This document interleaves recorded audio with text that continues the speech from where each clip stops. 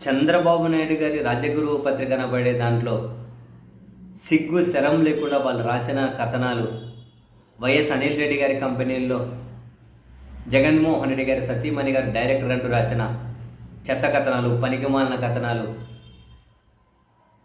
అవి చెత్త కథనం, నాకు సంబంధమే లేదు. దీని మీద భారతీరెడ్డి గారు, జగన్మోహన్ రెడ్డి గారి శ్రీమతి గారు వాళ్ళకు లీగల్ నోటీసులు పంపించారు. సిగ్గా శరమ పంపిస్తే ఇలా తుడుచుకొని పక్కకి వెళ్ళిపోతూ ఉంటారు. ఏం బతుకులు రా బాబు నిజంగా. కనీసం రవ్వంతా కూడా నిజాలు లేకుండా ఫ్రంట్ పేజీ కథనాలు రాస్తారు. ఎంత ఎంత నీచపు మనుషులు, ఎంత నీచపు జర్నలిజం రా బాబు మీది. ఆమె లీగల్ నోటీసులు పంపించారు.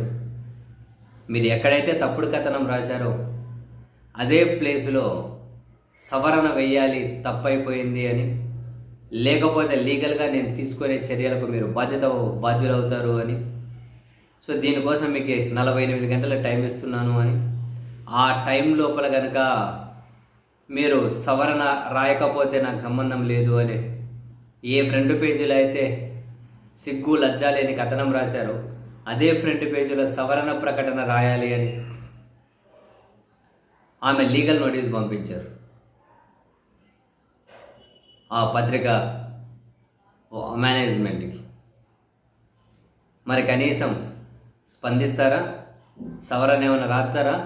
వేస్తే అన్న మూల ఎవరు తప్పు మోసం చేసేది అయితే పెద్ద పెద్ద అక్షరాలతో రాస్తారు. మిగిలిందైతే ఆయన ఒక మూల కనిపించకుండా రాస్తారు. దేనికోసం రావు ఇంత నీచపు జర్నలిజం? దీన్ని అడ్డుపెట్టుకుని వేల కోట్ల రూపాయలు సంపాదించుకోవచ్చు. ఇంకేదైనా కనుక బ్యాంకులకు మంచి మంచి డబ్బులు ఎగ్గొట్టచ్చు.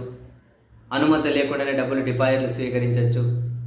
మంచి ఎవరికి తెలియకుండా న్యాయస్థానంలో కేసులు ఉంటే ఒక జడ్జి గారికి వీళ్ళకిద్దరికీ తెలిసింటే కొట్టేసుకోవచ్చు, ఇంకెవరికీ తెలియదు. కేసులు వేసిన న్యాయవాదులకని తెలియకుండా కొట్టేసుకోవచ్చు. ఇట్లా రకరకాలుగా మిగిలిన మన వ్యాపారాలకు అడ్డొచ్చింది అంటే మీడియా అనే దాన్ని ముసుగు తగిలించుకొని ముందుకు రావచ్చు. ఇటువంటి వాటి కోసం పనికొస్తుందని చెప్పి దాంట్లో ఉన్నారా? అన్నీ వాళ్ళ పాఠకులను మోసం చేసి వాళ్ళను మిస్లీడ్ చేసుకొని చెత్త చెత్త కథనాలు రాసేది ఎందుకురా బాబు?